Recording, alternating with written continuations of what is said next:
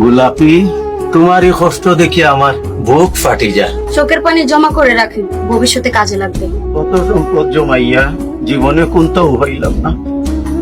রায়হান চৌধুরী, এই নেন আপনার চা, খেয়ে কাজে যান আর আমাকে আমার কাজটা করতে দেন। ভালো আছেন? আমি খারাপ থাকলে কি করবেন? না, এক কাপ চা দিন। কতদিনের মাঝে আমি তোমার আব্বারে দেখছি না, দেখতাম দিতাম করি আমি। কত ব্যস্ততার মাঝে থাকি না, ঝামেলা আর ঝামেলা ছাড়েন না। আব্বা ভালো আছেন আর আপনি অনেক ঝামেলায় থাকেন, আব্বাকে না দেখলেও চলবে। কি হলো রায়হান চৌধুরী ভাই? বললেন জরুরি কথা, এতক্ষণ ধরে চুপ হয়ে বসে আছেন। এত সহায় সম্পত্তি আমার, পরিবারের সব আমার বিদেশ থাকছে, আমি একলা দেশ থাকি। একটুকটা মাথার মতো আমার কোনো মানুষ নাই। টাকা থাকলে করার অনেক কিছু আছে। তুমি বুঝলে না আমার কিটা দরকার। আমি সবই বুঝি, তাই বুঝি বিদায় আপনার ডাকে আমি আসছি। স্যার কই রাইনি, মনে মনে একটু শান্তি পাইলাম। কি রমজান ভাই, আজকেও কাজ পান নাই? মন খারাপ করবেন কেন? কাজ হলো ভাগ্যের বিষয়, ভাগ্যে থাকলে হবে, না থাকলে হবে না। এখন চা খান। আপনি আমাকে ফলো করছেন কেন? ভালো লাগে। কি ভালো লাগে? বলবো না, শরম লাগে।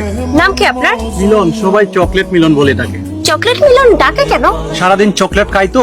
এত চকলেট খান কেন? আর বয়স কত হয়েছে? বলবো না, শরম লাগে। ওরে আল্লাহ, এটা থেকে শরমের ফ্যাক্টরি চলে আসছে আমার সামনে। তুমি কি করতে চাও? শরম লাগে। এত শরম করলে হবে না, বলো কি করতে চাও? বিয়ে করতে চাই। প্রেম টেম করবা না?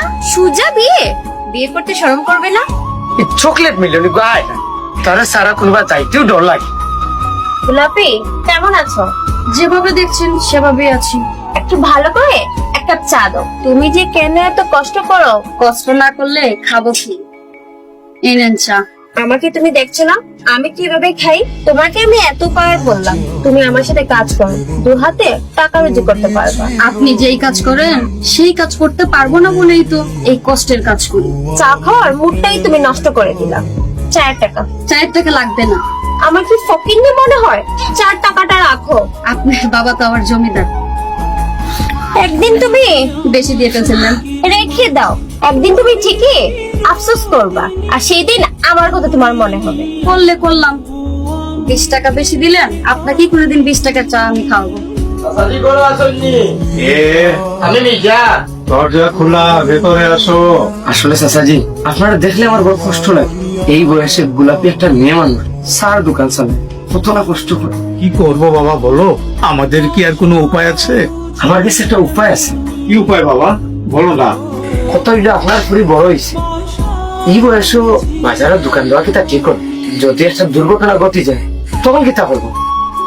একটা বালা ছেলে দেখিয়া গোলাপি বিয়া দিলে ওকে ভালো লাগে।